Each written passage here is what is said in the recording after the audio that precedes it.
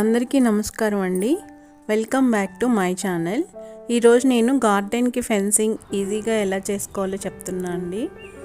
ఇలాంటి ఒక రాడ్ మనకి దానికి ఇలా వెల్డింగ్ చేయడానికి కింద రాడ్స్.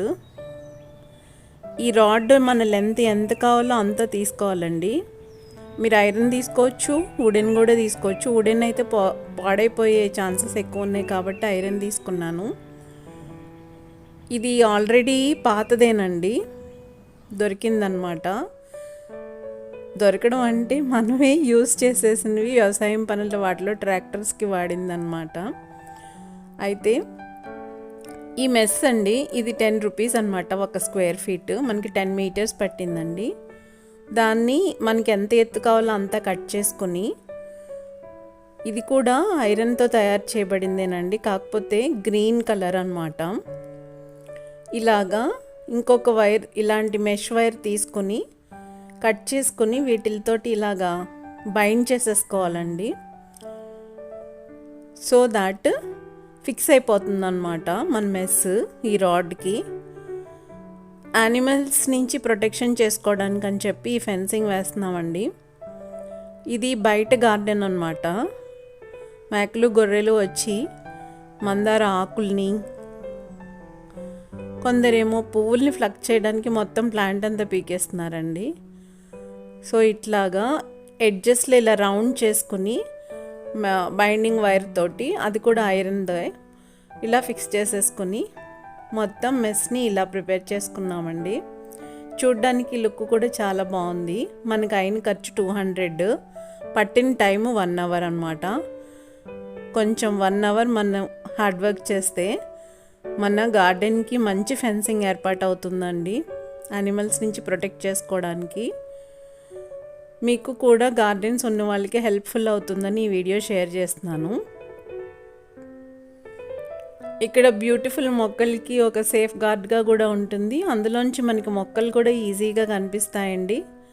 గార్డెన్ మనకి సీత్రూలా కనిపిస్తుంది అండ్ ప్రొటెక్షన్ కూడా ఉంటుందన్నమాట. చూడండి చామంతి పూలు అందులోంచి ఎలా కనిపిస్తున్నాయో. మెయిన్గా మనకి చూడ్డానికి లుక్ బాగుంటుందండి. కాకపోతే మనం ఆ మెస్ని టైట్గా ఫిక్స్ చేసుకోవాలన్నమాట, లూజ్గా వదలకూడదు.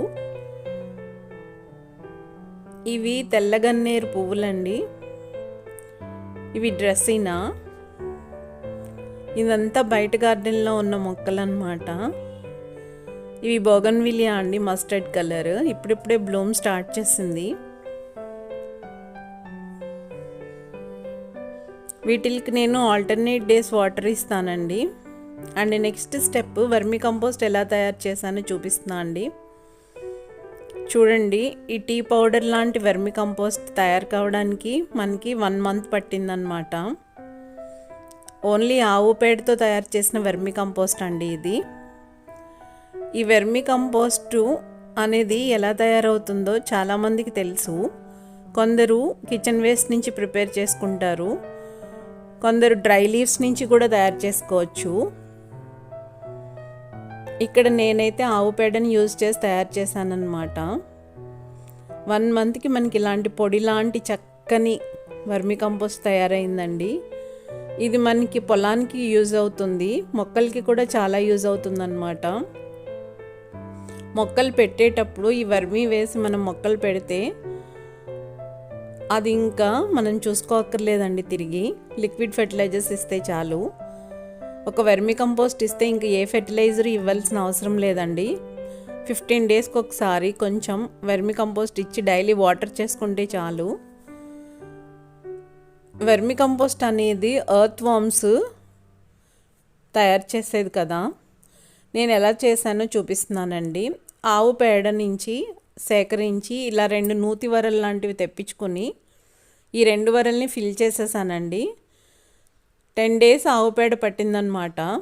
దాంట్లోకి నేను ఎర్త్ వామ్స్ని రిలీజ్ చేశానండి. చూడండి ఎర్త్ వామ్స్ ఇంకా ఎన్ని ఉన్నాయో దాంట్లో. మనం పైన ఉన్న వర్మి కంపోస్ట్ని కలెక్ట్ చేసేసుకున్నాము.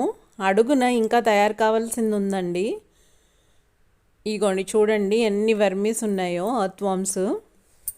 సో ఇలాంటి ఎర్త్ వామ్స్ని రిలీజ్ చేసేసిన తర్వాత పైన గడ్డి కానీ గోన సంచులతో కానీ కప్పాలండి. ఆల్టర్నేట్ డేస్ మనం మాయిశ్చర్ చూసుకుని వాటర్ ఇస్తూ ఉండాలి. 10 డేస్కి ఒకసారి బెల్లం నీళ్ళు కానీ పుల్లని మజ్జిగ కానీ స్ప్రే చేసుకుంటే ఎర్త్ వామ్స్కి ఫుడ్ తీసుకుని అవి చక్కగా ఎక్స్క్రీట్ చేస్తాయండి పైకి వచ్చి. పైన తయారైన వర్మి కంపోస్ట్ని మనం ఎప్పటికప్పుడు ఇలా కలెక్ట్ చేసేసుకుంటే లోపలిది మళ్ళీ తయారవుతూ ఉంటుందండి. పొడిగా ఉండగానే మనం తీసేసుకోవాలన్నమాట. మనకి వర్మి తయారవు కాగానే ఇంక వాటర్ ఇవ్వడం ఆపేసి ఇవి కలెక్ట్ చేసుకుని నెక్స్ట్ వాటర్ ఇవ్వాలి. సో అలా మనకి వర్మి రావడానికి 1 మంత్ పట్టిందనమాట. మన ఇంట్లో ఒక ఆవు ఉంటే మనం వర్మి తయారు చేసుకోవచ్చు, ద్రవజీవామృతం ఘనజీవామృతం తయారు చేసుకోవచ్చు. ఇంకా చాలా ప్రోడక్ట్స్ ఉన్నాయండి, నెక్స్ట్ వీడియోలో చూపిస్తాను.